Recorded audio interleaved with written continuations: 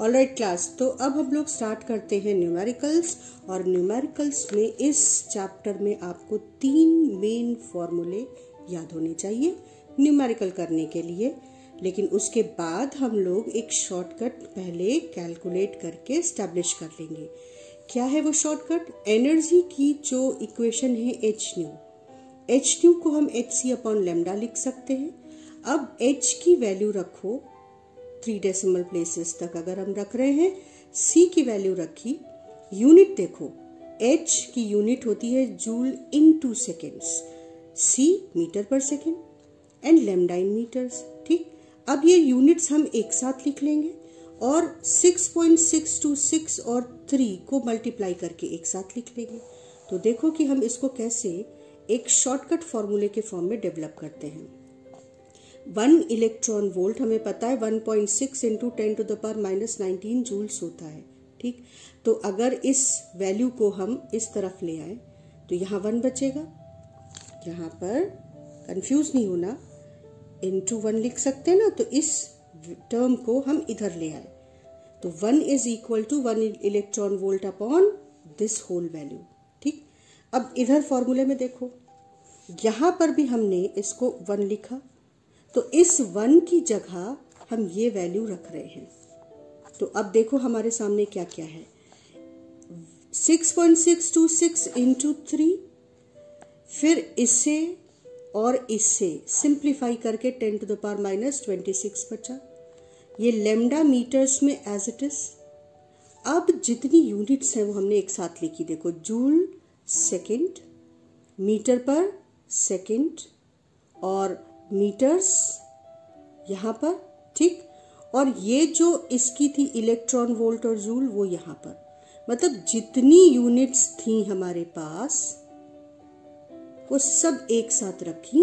और देखो तो जूल से जूल कैंसिल हो गया, सेकेंड से सेकेंड, मीटर से मीटर, और हमारे पास सिर्फ बचा इलेक्ट्रॉन वोल्ट।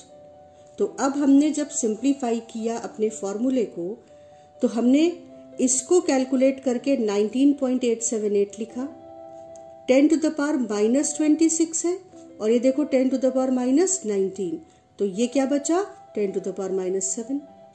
ये 1.6 अभी डिवाइड करना है, लैम्डा को जरा अलग किनारे रख लिया, तो अब ये जो यूनिट बची ना, वो बची इलेक्ट्रॉन वोल्ट केवल ये। ठीक, और वो बट ऑब्वियस भी है, एनर्जी की वैल्यू है।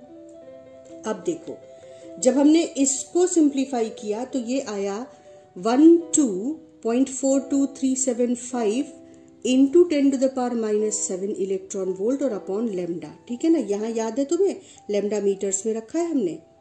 इसको हमने थोड़ा सा और थोड़ा मैनिपुलेट किया। कैसे?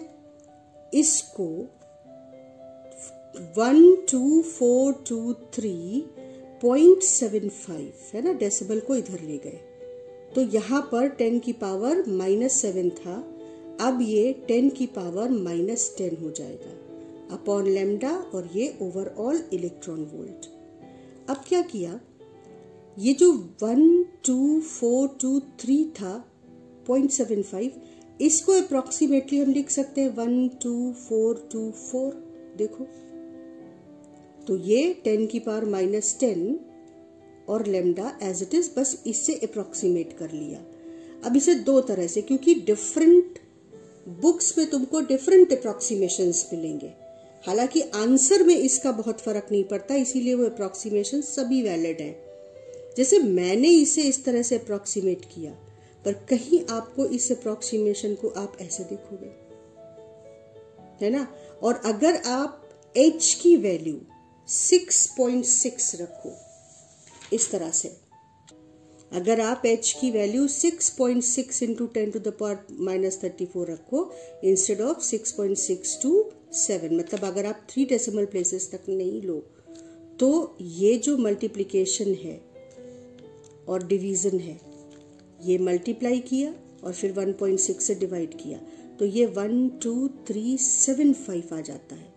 यानी 3 वैल्यूज हम अपने सामने कैलकुलेशन में देख रहे हैं अप्रोक्सीमेट करके, 12375, 12424 और 12400। ये वैल्यू ये 3 वैल्यूज किसी बुक में आपको ये मिलेगा, किसी बुक में इसको और अप्रोक्सीमेट करके 1 2 3 4 5 कर देते हैं कि लर्न करने के लिए बच्चे के आसान हो जाए। क्योंकि जब ये मल्टीप्लाई डिवाइड होकर आप लेमडा की वैल्यू रख के एनर्जी निकालते हो तो जो एनर्जी की वैल्यू फाइनली आती है इलेक्ट्रॉन वोल्ट में वो बहुत डिफर नहीं करती है। वो जो डिफरेंस है एक्चुअल वैल्यू का और अप्रोक्सीमेट वैल्यू का बहुत ज़्यादा नहीं होता है। इसलिए ये कोई भी इक्वेशन आप उठा सकते हो अपने कैलकुलेशन के लिए। तो I will go with this value, मुझे ये वैल्यू ज़्यादा ठीक लगती है। हालांकि अप्रॉक्सीमेशन में ये भी बाद में 0 है तो थोड़ा कैलकुलेशन इससे भी सिंपल होता है ना। तो चलो अभी हम बिल्कुल अप्रॉक्सीमेट करते हैं। 1 2 4 2 4 अप्रॉक्सीमेट कर लिया इसको, और ये जो 10 to the power -10 था ना इसको नीचे ले आया। अब इसका फर्क देखो, क्वेश्चंस में ज्यादातर तुमको या तो नैनोमीटर में वैल्यूज मिलेंगी लेमडा की या एंगस्ट्रॉम में मिलेंगी, क्योंकि है ही है लेमडा इतनी छोटी। तो अब यहाँ लेमडा मीटर्स में रखा था तब ये सारा कैलकुलेशन था। अब अगर मीटर को आप 10 to the power 10 से मल्टीप्लाई कर दो तो वो वैल्यू एंगस्ट्रॉम में कन्वर्ट हो जाती है। तो हमने इस पूरी वैल्यू की जगह लेमडा इन एंगस्ट्रॉम लिख दिया। मतलब अब आपके पास एक शॉर्टकट फॉर्मूला आ गया 12424 अपॉन लेमडा को अगर एंगस्ट्रॉम में दिया है या नैनोमीटर में तो एंगस्ट्रॉम में उठाकर यहाँ रख दो तो जो एनर्जी है वो इलेक्ट्रॉन वोल्ट में सीधे आ जाएगी। क्योंकि न्यूमेरिकल्स में लेमडा या तो एंगस्ट्रॉम में रहेगा या नैनोमीटर में, और एनर्जी आपको इलेक्ट्रॉन वोल्ट्स में निकालनी रहेगी या दी रहेगी। तो ये है हमारा वो की फॉर्मूला जो हम बहुत यूज करने वाले हैं।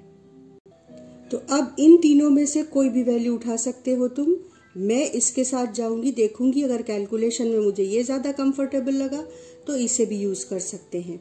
तो 12375 upon lambda, 12400 upon lambda, 12424 upon lambda और 12345 upon lambda. You have liberty to select any one of them. ठीक है, ये सबसे क्लोज है हमारे कैलकुलेशन के। अब इसको उठाया हमने और पहला सवाल देखा। अब जरा पैटर्न स्टडी करते हैं कि कैसे कैसे क्वेश्चंस आए हुए हैं। तो ये तो काफी पुराना 97 में आया है। इसमें वर्क फंक्शन दिया है, एच दिया है, लेमडा नॉट निकालना है। ठीक, ये देखो 2008-12 में फ्रीक्वेंसी दी है, वर्क फंक्शन कैलकुलेट करना है।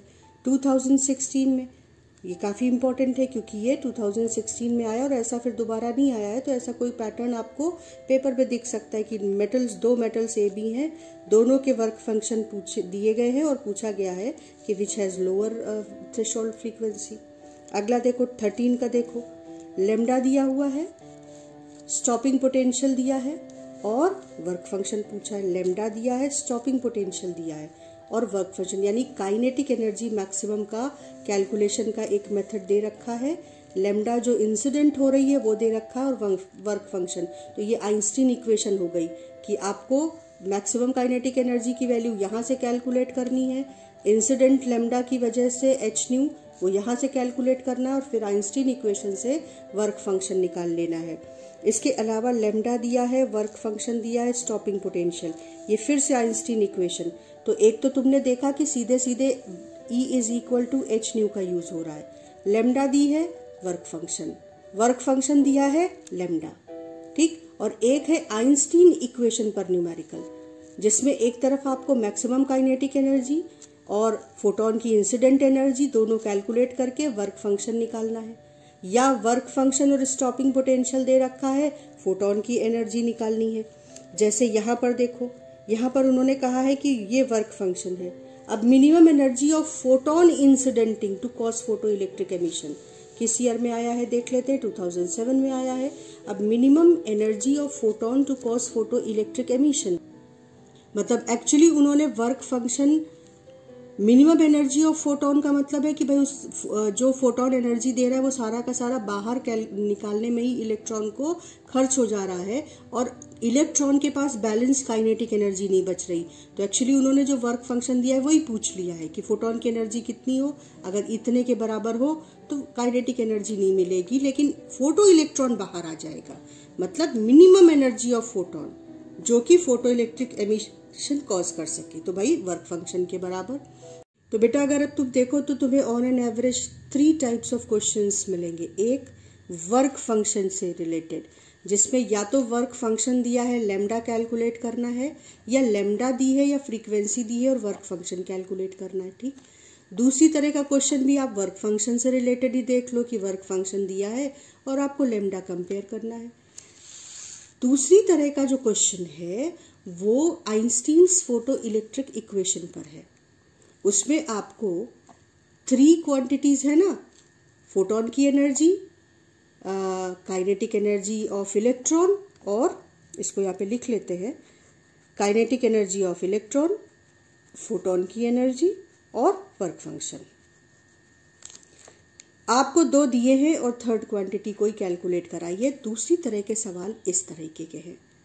और इसके अलावा एक और तरीके का क्वेश्चन आपको मिलेगा और वो है स्टॉपिंग पोटेंशियल पर, कि frequency of radiation increases from this value to this value, how stopping potential changes. मतलब आपको stopping potential EV0 is equal to EK, यानी फोटो इलेक्ट्रिक इक्वेशन का भी यूज करना है, और EV0 is equal to maximum kinetic energy, इस equation का भी यूज करना है। और बाकी सारे आप देखो एक ही पैटर्न पर क्वेश्चंस हैं। लेमडा दिया है यहाँ पर फोटोन का जो इंसिडेंट फोटोन है, स्टॉपिंग पोटेंशियल दिया है, फिर से Einstein's photo electric equation use करनी है कि energy of photon incidenting, maximum kinetic energy वो इससे निकलेगी, वर्क फंक्शन वो फोटो इलेक्ट्रिक इक्वेशन से निकलेगा। तो पहले एक नज़र डाल लो कि कैसे क्वेश्चंस दिए गए हैं और कौन से क्वेश्चंस किस ईयर में आए हैं। एक ओवरऑल आपका ऑब्जर्वेशन हो,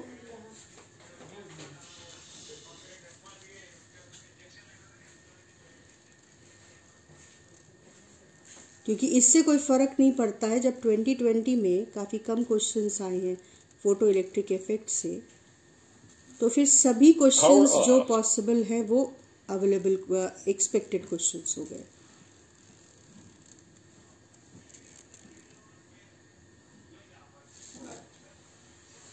टू 2015 में एक क्वेश्चन जो सीधे ग्राफ देकर पूछा था, ये भी मुझे बहुत ज़्यादा इम्पोर्टेंट लगता है कि ग्राफ देकर तुमसे कोई क्वेश्चन पूछ ले, है ना। इसमें तुमको डायरेक्टली उन्होंने थ्रेशोल्ड फ्रीक्वेंसी नहीं दी, वर्क फंक्शन नहीं दिया, ग्राफ से रीड करना है थ्रेशोल्ड फ्रीक्वेंसी, वर्क फंक्शन, ठीक, और फिर क्वांटिटीज कैलकुलेट करनी है। तो अब हम एक एक करके न्यूमेरिकल स्टार्ट करते हैं और एक तरह के न्यूमेरिकल्स में से एक क्वेश्चन समझ लेते हैं। बाकी न्यूमेरिकल आप वीडियो पॉज करो और जो बोर्ड में आए हुए न्यूमेरिकल्स हैं आप उनको खुद से प्रैक्टिस करो। एक तरह का एक न्यूमेरिकल हम डिस्कस करेंगे। तो अब पहली तरह का क्वेश्चन उठाते हैं जिसमें वर्क फंक्शन दिया है और लेमडा नॉट पूछी है या फ्रीक्वेंसी दी है और वर्क फंक्शन पूछा है। कोई एक क्वेश्चन उठाते हैं। अब इसमें तुम देखो कि तुमको कैसे इसको प्रोसीड करना है। जैसे अगर मैं इस क्वेश्चन को ले लूँ, ठीक है, तो यहाँ पर उन्होंने सीधे पूछा लेकिन यहाँ पर उन्होंने h की वैल्यू दे दी है। तो चलो इसको सॉल्व करते हैं। हम पहले इक्वेशन लिखेंगे, फॉर्मूला यूज्ड। अब लिखने का तरीका सीखो। बोर्ड में एक नंबर आपके फॉर्मूला यूज्ड का होता है, तो सबसे पहले आप फॉर्मूला यूज्ड पूरा लिख दीजिए। उसके बाद आपको लेमडा नॉट कैलकुलेट करना है और वर्क फंक्शन गिवन है, तो आप इस फॉर्मूले को मॉडिफाई करिए। Lambda not is hc upon work function. अब h की वैल्यू उन्होंने दी है तो आप रखिए 6.6 into 10 to the power minus 34 into 3 into 10 to the power 8, क्योंकि वैल्यू सब्सटीट्यूट करने का भी मार्क असाइन होता है कि भाई फॉर्मूला क्या यूज किया और क्या सही वैल्यू सब्सटीट्यूट की। तो हमने फॉर्मूला लिख दिया, सही वैल्यू सब्सटीट्यूट कर दी और यहाँ पर W की वैल्यू जो कि जूल्स में यहाँ पे दी हुई है, तो वर्क फंक्शन की वैल्यू आपने into 10 to the power minus 19। ठीक, अब अगर ये हमको इजी लग रहा है कि देखो वैल्यू सारी की सारी सिंपल बिल्कुल है, डायरेक्ट कैंसिल हो रही है, कट रही हैं और आंसर सिंपल आ रहा है, तो हम इसको सीधे सॉल्व कर लेंगे। और अगर ये सिंपल कैलकुलेशन नहीं होती, थोड़ा बड़ा कैलकुलेशन होता, तो हम इसका जो अप्रॉक्सीमेट वैल्यू थी ना 6.6 अगर h की वैल्यू लो तो तुम्हें याद है 12375 upon energy in electron volt, तो लेम्डा की वैल्यू एंगस्ट्रॉम में आती। जो फॉर्मूला हमने कैलकुलेट किया था वो ये था, E is 12375 upon lambda in angstrom, और जो एनर्जी है वो इन इलेक्ट्रॉन वोल्ट। तो लेम्डा को आप इधर कर दो, एनर्जी को आप नीचे कर दो, लेकिन एडजस्टमेंट तो वही रहेगा। तो आप अगर ये कैलकुलेशन इतना सिंपल नहीं दिख रहा होता तो हम इस शॉर्टकट को यूज करते, लेकिन पहले फॉर्मूला लिखो, उसमें गिवन वैल्यू सब्स्टिट्यूट करो। अब आप अपने कैलकुलेशन को इजी बनाने के लिए अगर कोई शॉर्टकट ले रहे हो तो ले सकते हो। ये in this into this into this और फिर इलेक्ट्रॉन वोल्ट में कन्वर्जन सब कुछ करके ये हमको पता है, तुम इसके बाद इसको यूज कर सकते थे। लेकिन यहां पर तो काफी सिंपल है केस। ये देखो, कैलकुलेशन में कोई दिक्कत ही नहीं आई, तो इसलिए यहां पर हम इसे सीधे लिख देंगे। तो जब हमने कैलकुलेट किया सिंपली, तो ये 6 इंटू 10⁻⁻7 आया। अब तुम यूनिट्स देखो, ये जूल सेकेंड में, ये मीटर पर सेकेंड में है और एनर्जी जूल्स में है। तो आपकी जो फाइनल लेम्डा आएगी वो आएगी मीटर्स में। ठीक, तो ये हमने एंगस्ट्रॉम में बदला तो इतना आ गया। ये 6 था, 6.000 इंटू 10⁻⁻7, इसको स्टैंडर्ड फॉर्म में ले आए, डेसिमल हटाया और यहाँ -10 कर दिया। और क्योंकि अब बोर्ड में नैनोमीटर में आंसर पूछते हैं, तो instead of writing in angstrom nanometer में आंसर कर दिया। ठीक, तो अब ये सिंपल सा तरीका, यहाँ पर इस शॉर्टकट की जरूरत क्यों नहीं पड़ी, क्योंकि जो डिजिट्स थी वो बहुत इजी थी। लेकिन अगर हमको डिजिट्स इजी नहीं मिलती, जैसे हमारा ये वाला क्वेश्चन था, इसमें वर्क फंक्शन पूछा है, फ्रीक्वेंसी गिवन है, तो हम इसको इस तरह से करते। दूसरा क्वेश्चन में भी जब मैं डिजिट्स देख रही हूँ तो ये भी इतना सिंपल है। इसमें तो हमको फ्रीक्वेंसी दी हुई है ना, तो फ्रीक्वेंसी आपने h की वैल्यू रखी, जूल सेकेंड्स में है, और फ्रीक्वेंसी हर्ट्स, या हर्ट्स का मतलब पर सेकेंड हो गया। आप देखो यूनिट्स को, सेकेंड चला जाएगा, जो भी कुछ बचेगा वो जूल्स में बचेगा। अब ये तो मल्टीप्लाई करना है, मल्टीप्लाई किया इतना आ गया। कैलकुलेशन चेक करते रहना बेटा, कैलकुलेशन अगर गलत हो तो वो तुम ठीक कर लेना। तो मल्टीप्लाई किया इतना आया। अब इसको इलेक्ट्रॉन वोल्ट में, क्यों, क्योंकि एनर्जी जनरली इलेक्ट्रॉन वोल्ट या जूल्स में स्पेसिफाई कर देते हैं। अगर स्पेसिफाई नहीं करी है तो आप जूल्स में भी छोड़ सकते हो, और अगर स्पेसिफाई करी है तो आपको इलेक्ट्रॉन वोल्ट में निकालना पड़ेगा। तो इलेक्ट्रॉन वोल्ट में करने के लिए इसे 1.6 इंटू 10⁻⁹ से डिवाइड किया। तो ये भी जो वैल्यूज है वो इस तरह की हैं कि बड़ा सिंपल कैलकुलेशन है, तो फिर हमें शॉर्टकट फॉर्मूले की ज़रूरत यहाँ भी नहीं पड़ रही है। तो आपने इसको अप्रॉक्सीमेटली 32 लेकर किया अगर, तो ये देखो 20 हो गया है ना, और ये 10⁻⁻20 और ये 10⁻⁹, ये 10⁻⁻1 और ये 2 इलेक्ट्रॉन वोल्ट। मैं फिर से वार्न कर दूं बेटा, कैलकुलेशन बहुत जल्दी में कर रही हूँ, तो आप कैलकुलेशन चेक कर लेना, पर यहाँ पर भी आपको शॉर्टकट की ज़रूरत एक्चुअली पड़ी नहीं। तो ये हो गया आपका सेकंड क्वेश्चन भी। तो सिंपल तरीका था। आई होप कि आपको दोनों क्वेश्चंस अच्छी तरह से समझ में आ गए होंगे कि हमको कैसे प्रोसीड करना है। बस मेजर बात जो ध्यान में रखनी है बोर्ड के लिए वो ये कि formula used and the values to be substituted properly, ये दोनों स्टेप आपको दिखाने हैं, क्या यूज कर रहे हैं, और फिर एक एक वैल्यू सब्स्टिट्यूट करके दिखाओ। फिर जरूरत पड़ती है तो आप शॉर्टकट यूज कर सकते हो, या कैलकुलेटर अलाउड है, कैलकुलेशन कर लो। लेम्डा आपको नैनोमीटर में मोस्टली रखनी है और एनर्जी आपको इलेक्ट्रॉन वोल्ट में रखनी है। ये स्टैंडर्ड फॉर्म है बोर्ड के क्वेश्चंस का।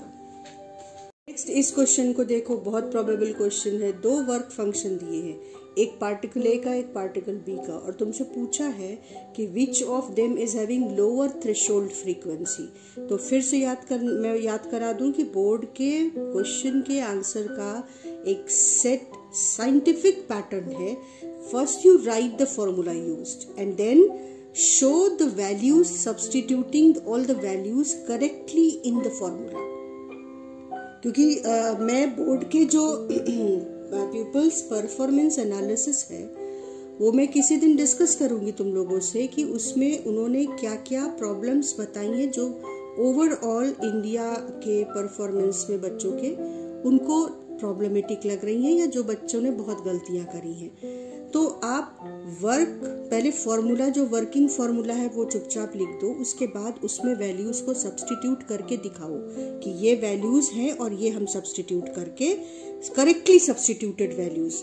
उसके बाद आप कैलकुलेशन का पार्ट करके जो रिजल्ट करते हैं उसके मार्क्स होते हैं। 1 नंबर रिजल्ट का होता है। अगर 3 मार्क्स का क्वेश्चन है तो एक आप ओवरऑल स्ट्रेटजी समझो, 1 नंबर फॉर्मूले का, 1 number properly substituting the values in the formula and 1 mark for correct calculation and answer. तो इस क्वेश्चन में जैसे हमने पहले चुपचाप फॉर्मूला जो यूज करना था लिख दिया, उसके बाद क्योंकि कंपैरिजन है यहाँ पर तो हमने रेशियो निकाला। कंपैरिजन जब भी पूछे तो आप क्वांटिटीज का रेशियो निकाल लो। जब हम रेशियो निकालेंगे तो h चला जाएगा, ठीक।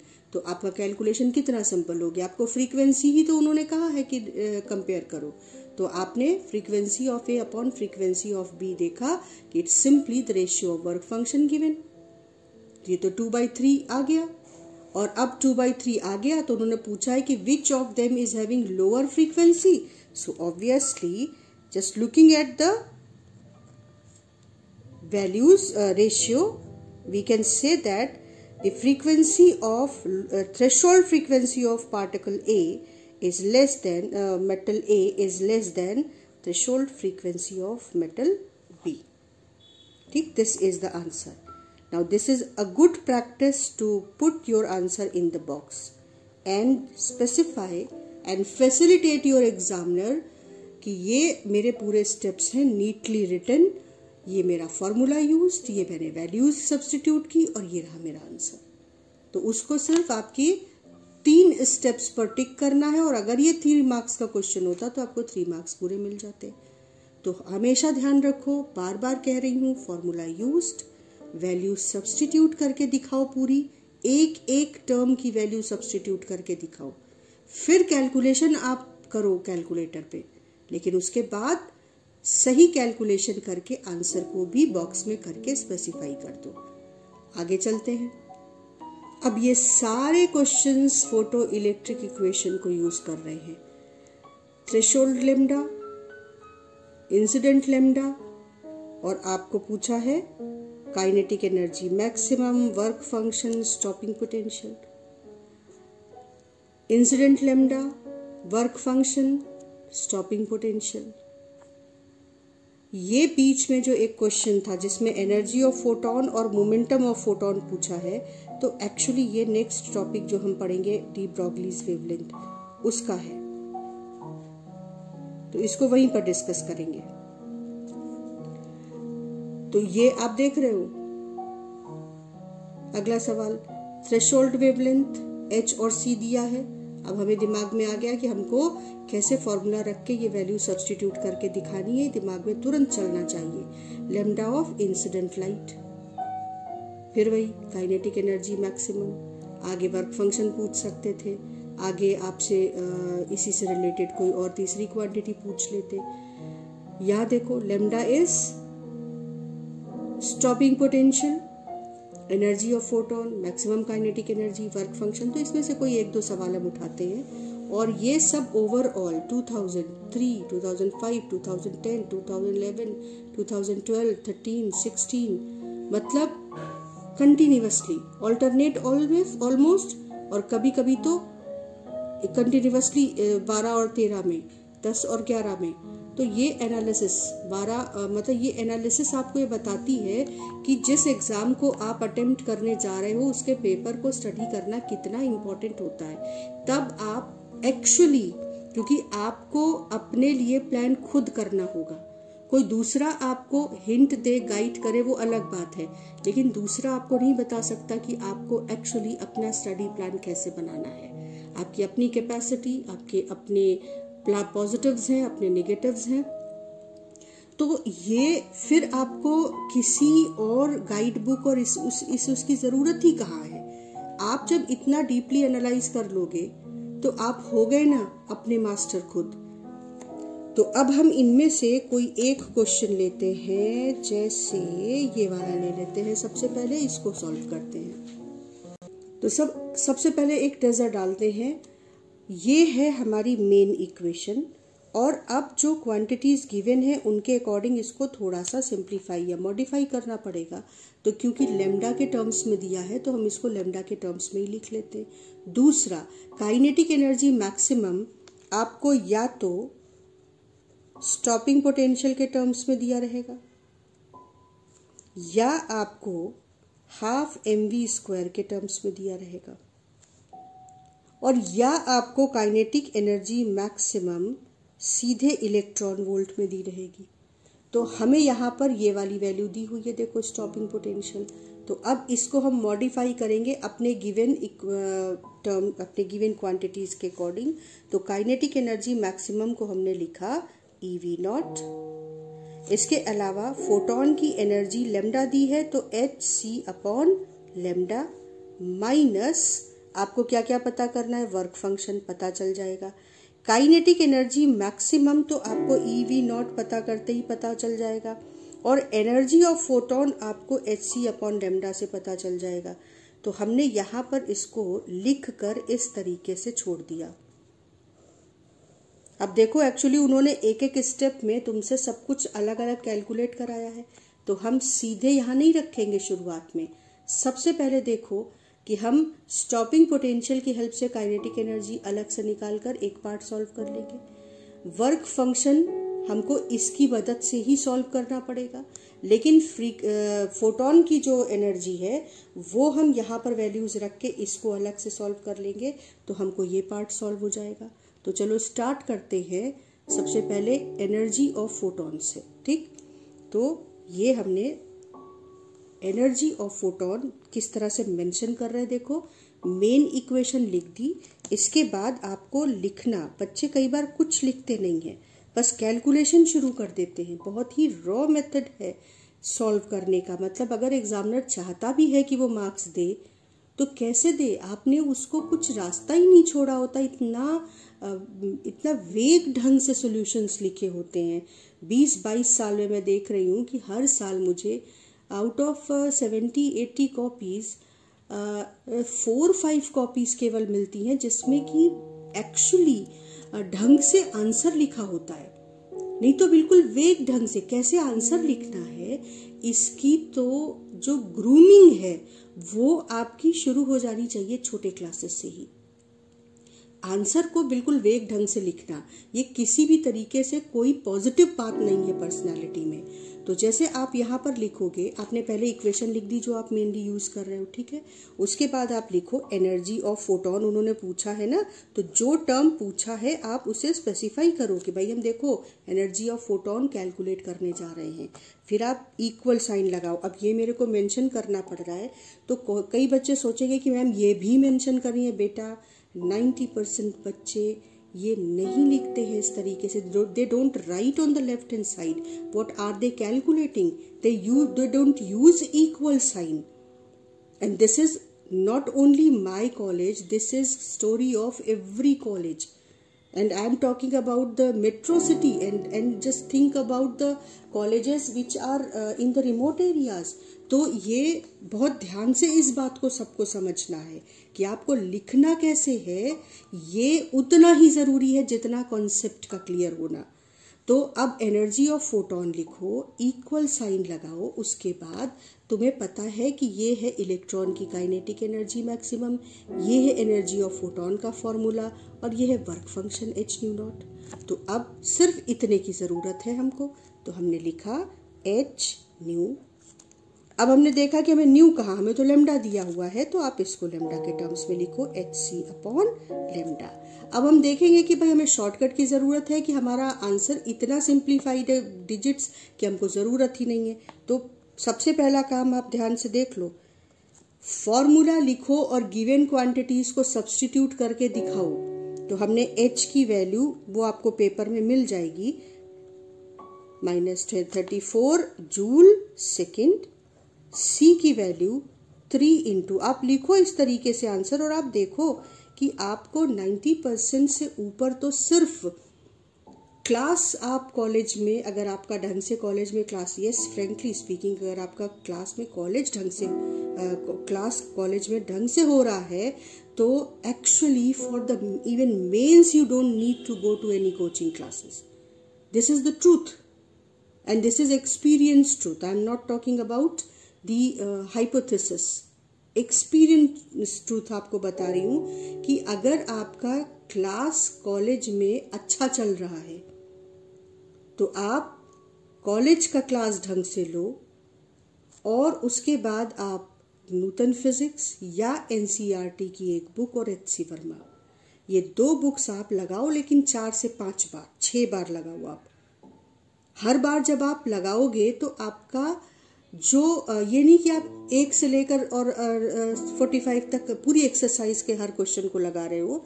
जब फर्स्ट टाइम आपने लगाया तो आपने सारे क्वेश्चंस लगाए, लेकिन सेकंड टाइम आप उन क्वेश्चंस पर जाओगे, हाईलाइटेड क्वेश्चंस पर, जो आपको पहली बार दिक्कत पड़ी थी.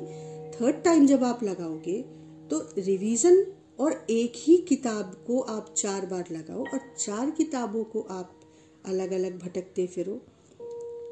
आप एचसी वर्मा लगाओ, आप एनसीईआरटी लगाओ, आपका मेंस बहुत अच्छा जाएगा. लेकिन जस्ट रिमाइंड इट, आप एक बार लगाकर उसको अच्छा नहीं कर सकते मेंस को.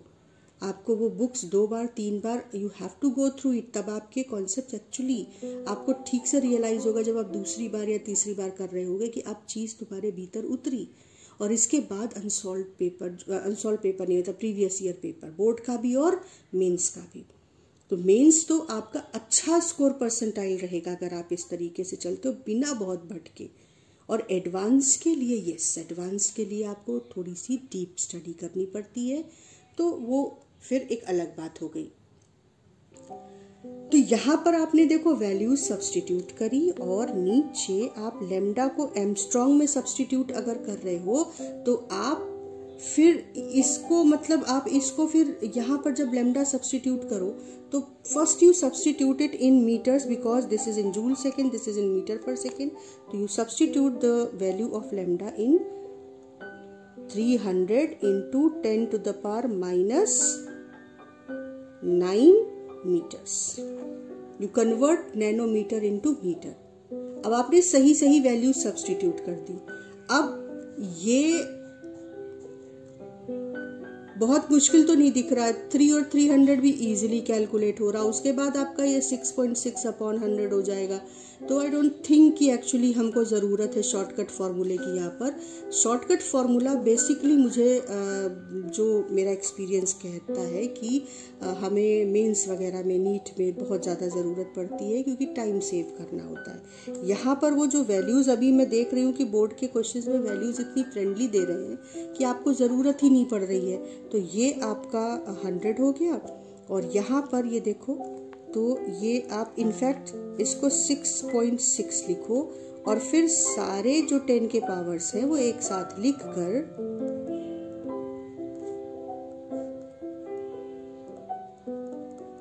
अब इसे सिंप्लीफाई कर लो, है ना. देखो केयरफुली, ये लंबे कैलकुलेशन है थोड़ा 10 की पावर्स, तो यहाँ गलतियाँ इसमें होती हैं. तो हमको ध्यान से सब, जैसे मैं स्टेप्स में जंप नहीं कर रही हूँ, देखो.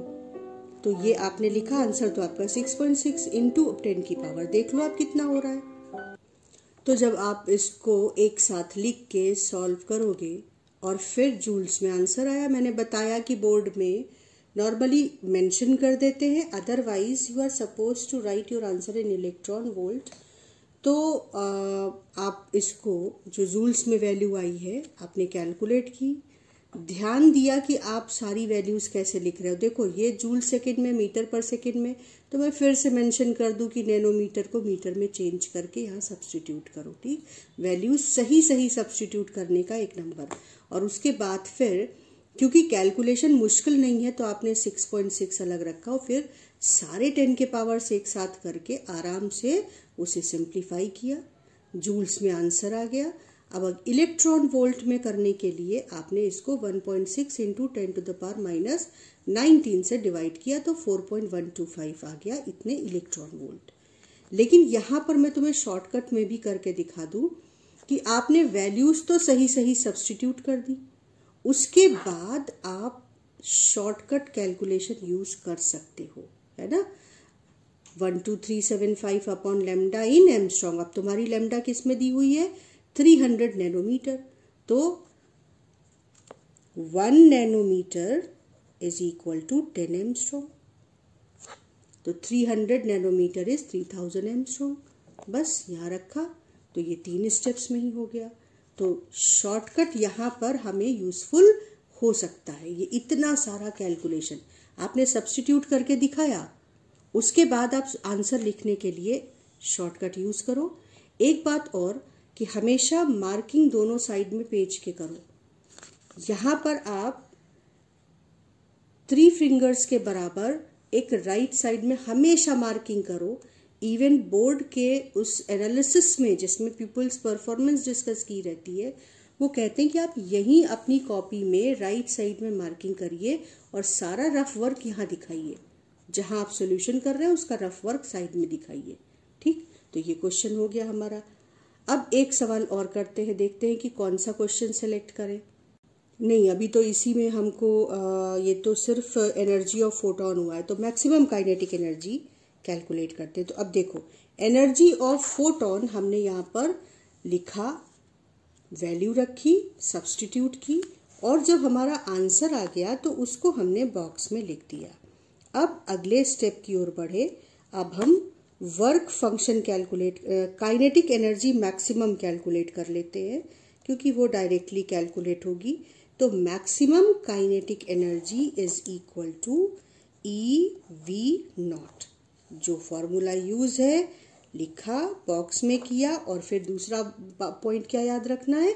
वैल्यू सब्स्टिट्यूट करके दिखाओ। इसके अलग से मार्क्स अलॉटेड होते हैं। और स्टॉपिंग पोटेंशियल आपका दिया है 0.54 वोल्ट्स, तो 0.54 वोल्ट्स। ठीक, और ये है आपका चार्ज कूलम्स में। अब इसको कैलकुलेट किया तो वैल्यू सब्स्टिट्यूट करके दिखाया, उसके बाद आपको जूल्स में आंसर मिला, उसके बाद उसको इलेक्ट्रॉन वोल्ट में कन्वर्ट करो, तो ये आंसर आ गया। अब यहाँ पर वैसे आपको बोर्ड में ये डायरेक्टली नहीं लिखना है, पर मैं बता दूं कि जो भी वैल्यू वोल्टेज की, पोटेंशियल की आती है वोल्ट्स में, अगर इलेक्ट्रॉन वोल्ट्स में एनर्जी कैलकुलेट करनी है तो सेम वैल्यू ही आंसर होगा। बस इतना फर्क है कि ये वोल्ट्स में है जब पोटेंशियल है, और जब एनर्जी है तो वो ही वैल्यू इलेक्ट्रॉन वोल्ट्स में। ये आपको यहाँ पे करके दिखा दी, पर डायरेक्टली आपको लिखना नहीं है बोर्ड में। आपको बोर्ड में वैल्यू सब्स्टिट्यूट करके कैलकुलेट करना है। इसके बाद आते हैं फाइनली आपके वर्क फंक्शन पर। तो यहाँ मैं इसी जगह करके दिखा रही हूँ, लेकिन आपको ये तरीका नहीं, आपको फ्रेश पेज पे ये पूरा कैलकुलेशन थर्ड पार्ट करके दिखाना है। तो हमने लिखा kinetic energy maximum is equal to energy of photon minus work function. So work function is equal to energy of photon minus maximum kinetic energy. अब इलेक्ट्रॉन वोल्ट में हमने सब कैलकुलेट करके रखा है, तो हमने 4.125 रखा जो फोटोन की एनर्जी है, माइनस काइनेटिक एनर्जी मैक्सिमम आ गई 0.54 इलेक्ट्रॉन वोल्ट। तो ये आपका आ गया आंसर। तो वैल्यूज इलेक्ट्रॉन वोल्ट्स में लिखी थी, सब रख दी, और आपका वर्क फंक्शन आ गया 3.585 electron volt. This is your third parts answer. So now you can practice rest of the questions and can ensure that your photoelectric effect is well prepared.